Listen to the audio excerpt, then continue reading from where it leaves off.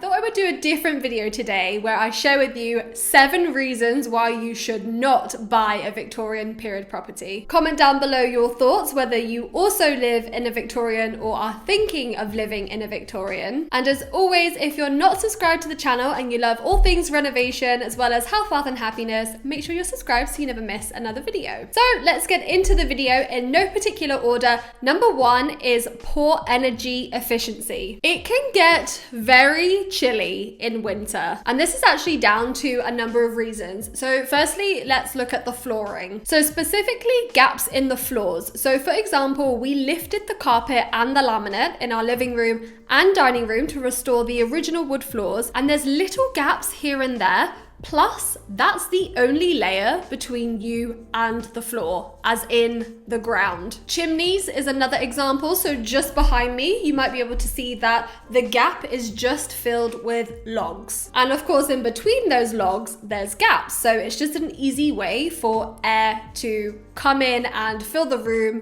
as well as the rest of the house. And yes, there's a way around this by putting in a log burner in here and in the living room. However, there's the slight problem that I'm poor, so I can't. Another example is old or poorly fitted windows. So for example, in our kitchen and our bathroom, which we've only just recently renovated, we had single pane windows and a wood frame that was completely rotted. So there was gaps letting in freezing cold air. For over 2 years of us living here, plus the previous owners and the previous owners before them, we've all been living with these very poorly fitted windows. Number 2, wonky walls and wonky floors. Now in one sense, this could be quite cute, it's quirky, it can give you a bit of Harry Potter vibe, but from a renovation perspective, it is an absolute pain in the ass. So for example, when we first moved in, I really wanted to panel the hallway and we just simply couldn't because the panels would have had massive gaps. We also recently renovated the downstairs bathroom and the floor actually goes high in the center and then back down again. And this can be quite challenging, especially for things like wallpapering, for paneling, or even in extreme cases, if you're elderly or maybe you're prone to tripping over, this could actually be quite hazardous to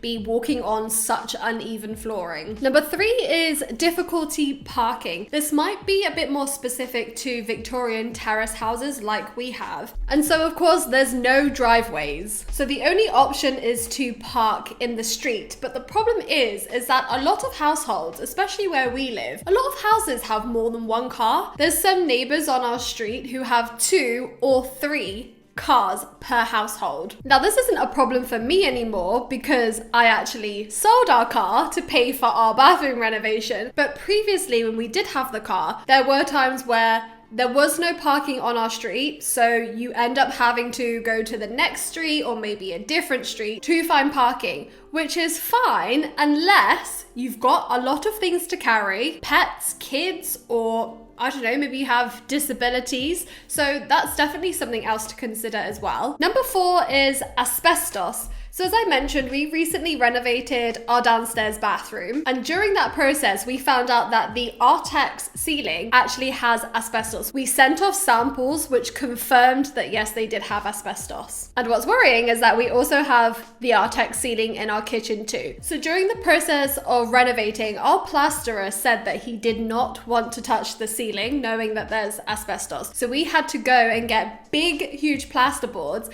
and pin it to the ceiling before he could come in and plaster the whole thing. So we've tucked it well out the way, but still it's another thing to consider. Number 5 is damp problems. So for example, rising damp, which is damp that comes from the floor and it climbs up your walls. We know that the previous owners paid for some damp problems in this room. Over here in the corner, there's now a vent that comes through the wall, and I guess it's for airflow. And similarly, that I've also recently noticed is damp through the rendering of the house. And I don't really know what causes it. I don't know if it's just, again, poor energy efficiency, but the damp is actually coming through the walls and it's now ruining our paint in our master room and also the upstairs bathroom. And interestingly, one of the neighbors a few doors down, recently re-rendered their entire house front and back. So I can only imagine how much that cost. Number 6 is structural problems. I don't know if it's the age or maybe how it was built or maybe the design of the house. So for example, large roofs combined with large windows. But you'll find that in older properties, there's always a strain on the building, and that strain causes cracks, say, in the ceiling and also on the walls. And we do have a couple of very faint cracks, which while it's actually not obviously going to fall down anytime soon, these are old houses and they're only getting older.